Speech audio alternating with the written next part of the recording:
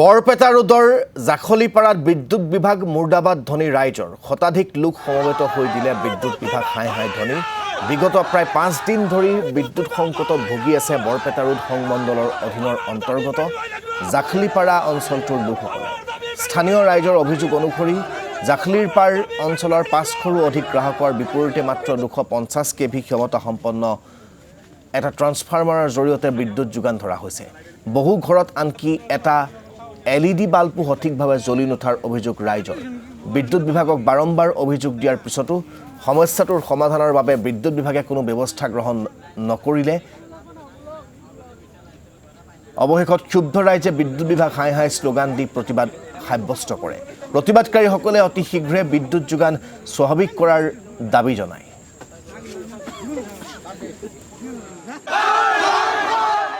আমাৰ জাখলিপাৰত এইটো আজি প্ৰথম সমস্যা নহয় বিগত কেইবা বছৰৰ পৰা বিদ্যুতৰ এই সমস্যাত আমাৰ ইয়াৰে ৰাইজে ভুগি আছে দুখীয়া দৰিদ্ৰ মানুহ গোটেই দিনটো কাম কৰি আহি পেলাই ৰাতি শুবলৈ নাপায় গৰমত ইমান গৰম আপোনালোকে সকলোৱে জানে আৰু বহুত মানে দৰিদ্ৰ সীমা ৰেখাৰ তলৰ মানুহ আছে যিসকলে ই ৰিক্সা চাৰ্জ কৰি পেলাই দিনটো তেওঁলোকৰ পৰিয়ালৰ পোহপাল দিয়ে কিন্তু আজি 5 দিন প্ৰায় হ'ল 250 কেবিৰ যিখন ট্ৰান্সফৰ্মাৰ আছে সেইখনে কোনো কাম দিয়া নাই 500ৰ ওপৰত কনজিউমাৰ আছে এখন ট্ৰান্সফৰ্মাৰৰ অধীনত আমাৰ এই জাখলিপাৰত এই ট্ৰান্সফৰ্মাৰৰ যিটো সমস্যা আমি কেইবাবাৰো অফিচত গৈ আমি কমপ্লেইন দিছো যে আমাৰ এই সমস্যাটো সমাধান কৰিব লাগে কিয়নো 500ৰ ওপৰত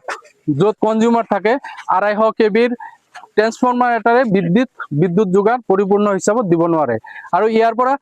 1.5 কিলোমিটাৰলৈকে এই ট্ৰান্সফৰ্মাৰৰ পৰা বিদ্যুৎ যোগান দিয়া হৈছে সেই 1.5 কিলোমিটাৰ দূৰলৈকে গৈ বিদ্যুৎ কেতিয়াও ভালকৈ নাপায় এখন এলইডি বাল্বও নজ্বলে আজি 5 দিনৰ পৰা মানুহে টোপনি মাৰিব পৰা নাই ঘৰৰ ল'ৰা ছোৱালী বিলাকে পঢ়িব পৰা নাই গতিকে মই অসম চৰকাৰক এই জাখলিপাৰাৰ পৰা মই অনুৰোধ জনাইছো যাতে ইয়াৰ এটা উচিত